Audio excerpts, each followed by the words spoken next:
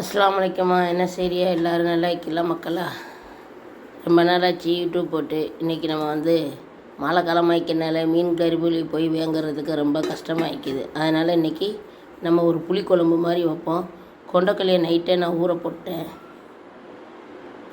போட்டு இப்போ நான் அதுக்கு குழம்பு வைக்கிறதுக்கு முதல்ல இதை ஊற போட்ட இதை அவிச்சு எடுத்துக்கிறேன். பிறகு மற்ற என்னென்ன காய்கறி போடணும்னு சொல்கிறேன். குக்கரை எடுத்து விதைக்குது இந்த கொண்டக்கடலை, அதை போட்டு தண்ணி தண்ணி ஊற்றி இதுக்கு கொஞ்சம் காலம் உப்பு போட்டு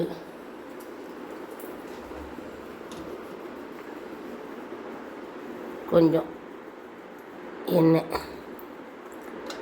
ஒரு ஸ்பூன் அளவுக்கு எண்ணெய் ஊற்றி அடுப்பை பற்றி ஒரு 3-4 விசில் அவியட்டும். அவிஞ்ச பிறகு நம்ம குழம்பு வைக்கும்போது காட்டுறேன். இங்கே பாருங்கம்மா, ஒரு கத்திரிக்காய், 2-3 முருங்கைக்காய், ஒரு சின்ன உருளைக்கிழங்கு. இப்போ நான் இதை எண்ணெயை ஊற்றி தாளிப்புக்கு ஃபஸ்ட்டு சட்டியை வச்சு கருவேப்பிலை,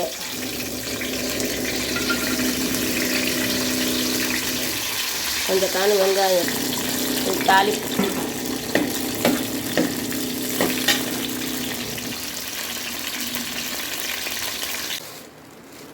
பாருங்கம்மா. தாளித்து ஊற்றி தட்டிட்டு லைட்டாக இன்னும் கொஞ்சம் எண்ணெய் ஊற்றணும். வெந்தயமும் சோம்பு வெந்தயம் போட்டு கொஞ்சம் மணத்துக்கு தாளிக்கணும்.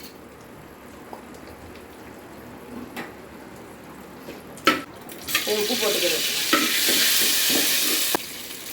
இந்த காய்கறிக்கு பாருங்கள், மூடி போட்டு இந்த காய்கறி வேக காட்டி இப்போ மூடி போட்டு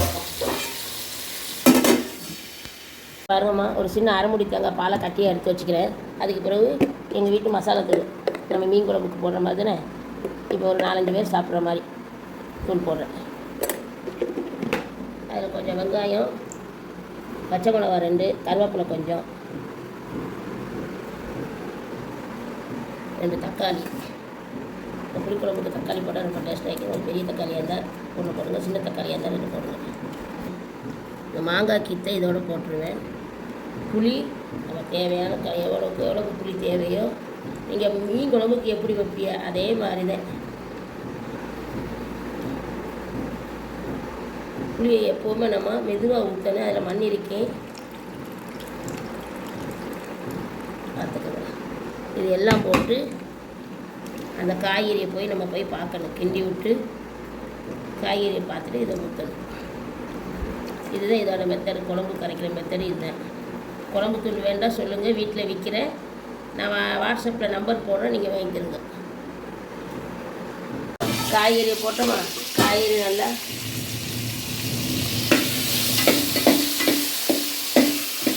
சுருண்டு வந்துருச்சு. அதுக்கப்புறம் என்ன செய்யணும், கரைச்சி வச்ச குழம்ப ஊற்றணும்.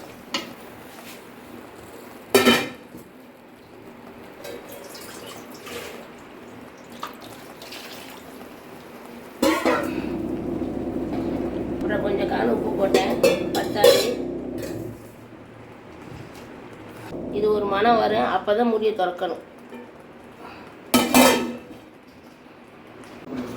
ஆனம் கொதிக்கவும் என்ன செய்யணுமா, மூடியை திறந்து தாளிப்பை ஊற்றிடணும். இந்த குழம்புக்கு நம்ம பாசிப்பருப்பு, அரைக்கீரை போட்டு கடைஞ்சி பருப்பு போட்டு ஆக்கி இதை சேர்த்து சாப்பிட்டா ரொம்ப டேஸ்ட்டாகி. இதோட அப்பளமோ வத்தலை போட்டு சாப்பிட்டா அதை விட ரொம்ப டேஸ்ட்டாகி. நீங்களும் செஞ்சு பார்த்து சாப்பிடுங்கம்மா.